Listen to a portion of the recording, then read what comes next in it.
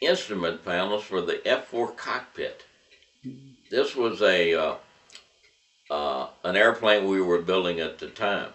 We eventually built over 5,000 of them, which is a pretty good chunk. At one time, it was the workhorse of the Air Force and the Navy. It was a dual aircraft using both service and Marines. And then after I was there a while, I did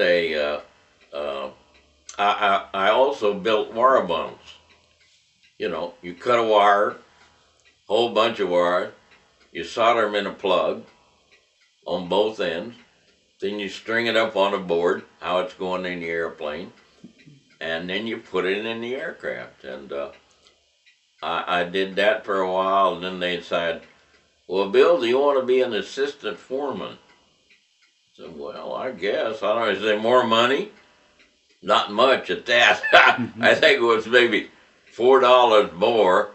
At that time, I was making, I think, $58 a week, which was pretty fair at that time, but it was not great, you know. But anyway, I couldn't, you know, thought, well, I'll stick around a while because the benefits were really good.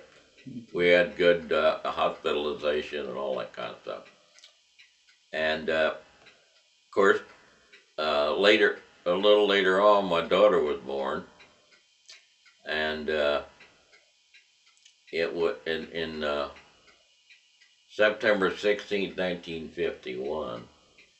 After I'd been there, I don't know, 9 or 9 months, and she, you know, I had to care for her then. I had responsibility then. I couldn't just pack up and leave. So after I was in the wire crib, they called it at that time, the Perma 156, I said, well, why don't you go down, you're pretty good at electrical wiring and so forth. We're going to set up in the front of the big building 1 at the time, a center section, and we're going to wire it right there because we're running behind schedule. We got to catch up some way. So then they put it there, and I had some guys working for me at the time, and they put the bundles in. Then we rolled up the forward fuselage, spliced it together. Then we rolled up the tail section, and we put on the wings. All this was done on the 101, right in front of the thing, right in final assembly. And should have been done a long time ahead of that, but we were running behind schedule. We had to catch up some. So we got that thing wired together. Then we checked it out. We run the rudder up and down, and the ailerons up and down, and the rudder back and forth, and checked out all the lights and the plumbing and the fuel cells. I worked many a fuel cell on the weekends when nobody was in the building. We'd go in, and a couple of guys, I'd supervise them, and we'd check out the leaks in the fuel cells because it's quiet. So we'd have the stethoscope. We borrowed out of first aid because that way you could hear leaks. You check the leaks by listening. Listening. Wow. And this was a little primitive because, you know, we didn't have all the sophisticated equipment they got nowadays. Mm-hmm. We made a lot of progress in our equipment in McDonnell and also in medicine and other things. So we'd come in and check it out and fix the leaks, and then would come in Monday. And at one time in the heat of the thing, I was working 60 hours a week. Wow. They wouldn't, I'd almost have to drop dead before they give me a day off. Because I asked for a day off, you know, I got to go to the dentist or some other appointment. No. Let's postpone that a little while. Got something important coming up. There's always something important, you know. You know how your bosses are. they dramatize it where it, you know, whether it's true or not. Anyway, after I was there a while on the line, I decided that I'd had enough. You know, too much work, man. I came to McDonnell Douglas out of Beaumont, Texas, wanting a 40-hour week. Mm-hmm. And here I was involved in a 60-hour week.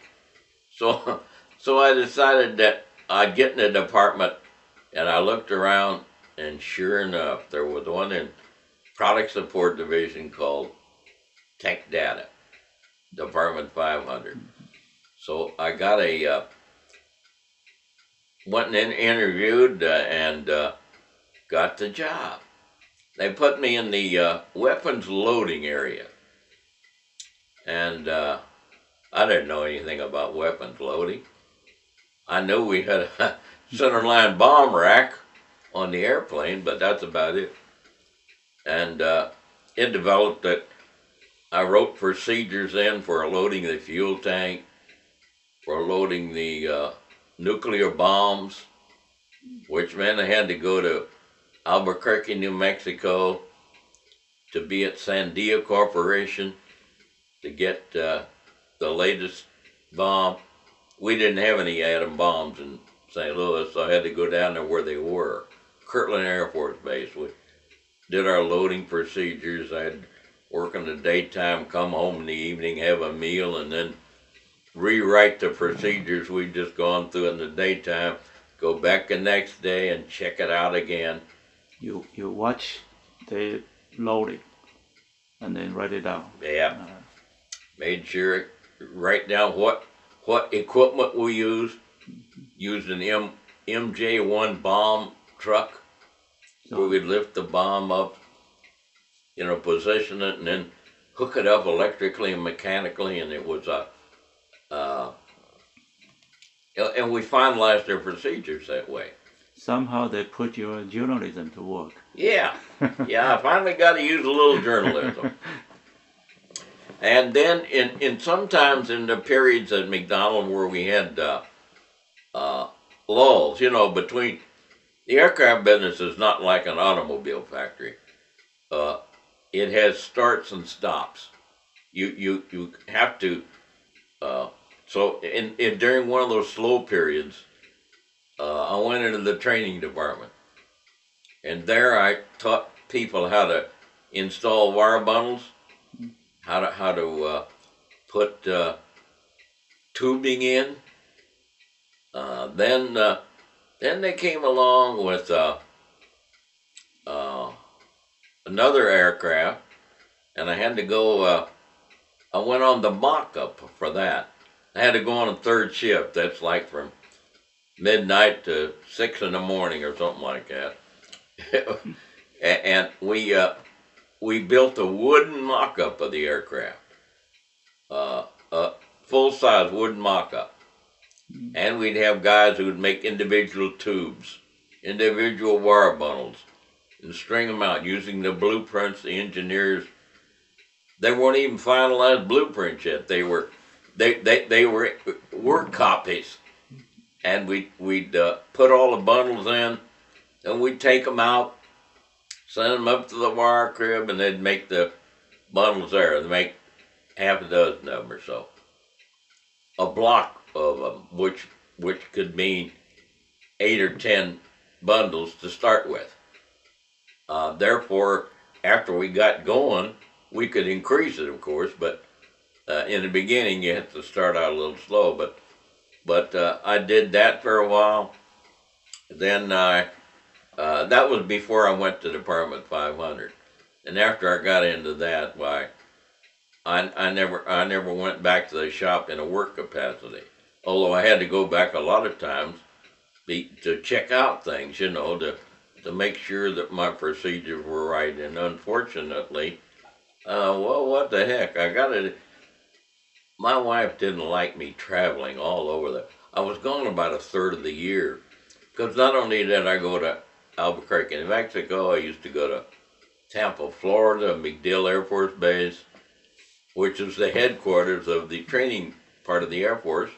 or I went to Shaw Air Force Base in South Carolina, near Sumter, for the RF